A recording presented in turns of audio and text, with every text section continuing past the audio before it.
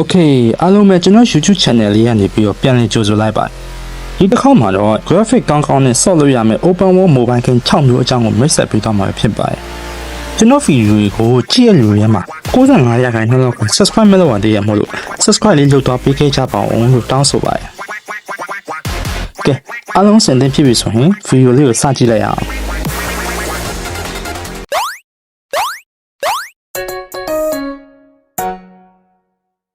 Number 1 Genshin Impact ပထမဆုံး game နာမည်ကတော့ Genshin Impact ပါဒီ game ကတော်တော်လေးကို popular ဖြစ်တဲ့ game တစ်ခုလို့ပြောလို့ရပါတယ်ဒီ game ရဲ့ graphic နဲ့ shooting တွေကတော်တော်လေးကိုကောင်းမွန်ပြီးတော့အဆင့်မြင့်တယ် game character ပေါင်းများစွာကိုလည်းရွေးချယ်ကစားနိုင်ပြီးတော့တယောက်ချင်းစီမှာမတူညီတဲ့စွမ်းရည်တွေရှိပါတယ်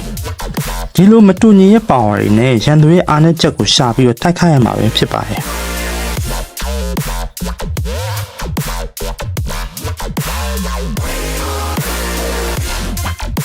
Number 2 The Elder Scrolls Blade ဒီ game မှာတော့ brother က Blade ဆိုတဲ့လှုပ်ဝက်အဖွဲ့အစည်းအဖွဲ့ဝင်ဖြစ်ပြီးတော့ brother ရဲ့နာမည်ကိုပြန်လည်ပြီးတော့တည်ဆောက်ရမှာပါ game ထဲမှာ brother က brother ရဲ့ character ကိုစိတ်ကြိုက်ဖန်တီးနိုင်ပြီးတော့ဒါဒဇင်အဆရှိတဲ့လက်နက်အမျိုးမျိုးတို့ကိုရွေးချယ်နိုင်ပါတယ်မျိုးတွေကိုပြန်တည်ဆောက်ရမယ်လှန်ကူတွေကိုဝင်ပြီးတော့ဖြစ်စီလိုက်ရှာရမယ်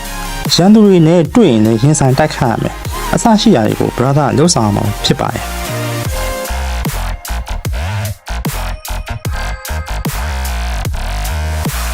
Number 3 Minecraft Minecraft game ကတော့ကမ္ဘာကျော် game တစ်ခုဖြစ်ပြီးတော့လူကြီးလူငယ်မျိုးတွေကြိုက်ကြတဲ့ game တစ်ခုပါတကယ်ကိုအေးအေးစစ်စစ်နဲ့ဆော့လို့ရတဲ့ game ပါသူ့မှာ mission တွေမရှိဘဲနဲ့လွတ်လွတ်လပ်လပ် brother တို့လိုချင်တဲ့ပုံစံတွေတိစောက်လို့ရပါတယ်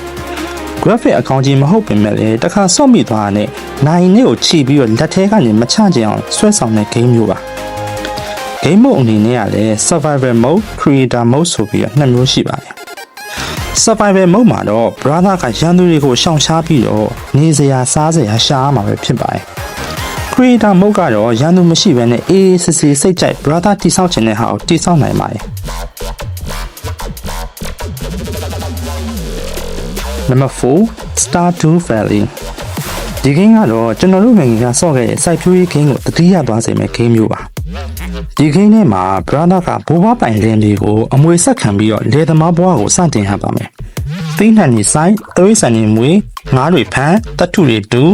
အဲ့ဒါတွေအပြင်ရွာသူရွာသားတွေနဲ့ရင်းနှီးမှုရယူနိုင်ပါတယ်ရွာထဲမှာရှိတဲ့ကောင်မလေးတွေကိုလည်းပိုချီပန်းချီပေးပြီးတော့လက်ပါထပ်လို့ရပါသေးတယ်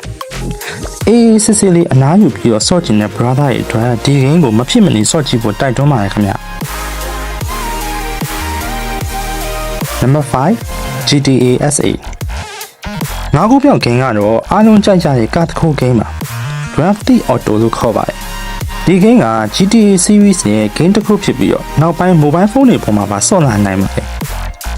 brother က CJ ဆိုတဲ့ဇာတ်ကောင်တွေကနေကစားမှာဖြစ်ပြီးတော့မိသားစုနဲ့ brother ရဲ့ခိုင်းကိုပြန်လည်တည်ဆောက်ရမှာပါ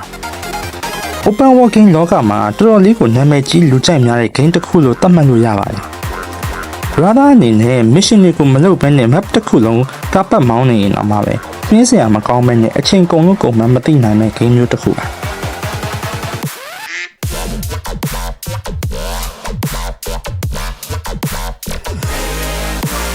Number 6 Oddworld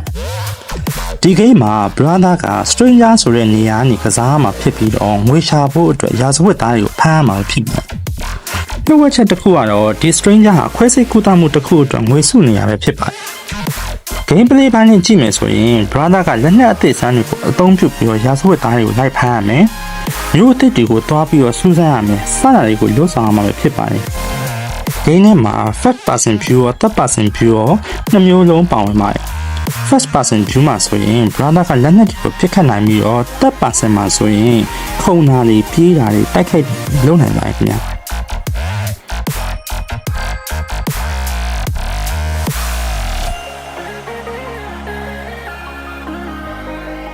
အားလုံးပဲဒီနေ့မှာတော့ graphic ကောင်းကောင်း gameplay ပိုင်းကောင်းကောင်းနဲ့ဆော့လို့ရမယ့် open world game တွေအကြောင်းကိုပြောပြပေးခဲ့ရလို့ဖြစ်ပါတယ်နောက်နေ့မှာလည်းဗီဒီယိုတွေကိုဆက်လက်တင်ပေးနေအောင်မှာမို့လို့ subscribe မလုပ်ရသေးဘူးဆိုရင် subscribe လုပ်ပြီးတော့အားပေးသွားလို့ရပါတယ်ခင်ဗျာ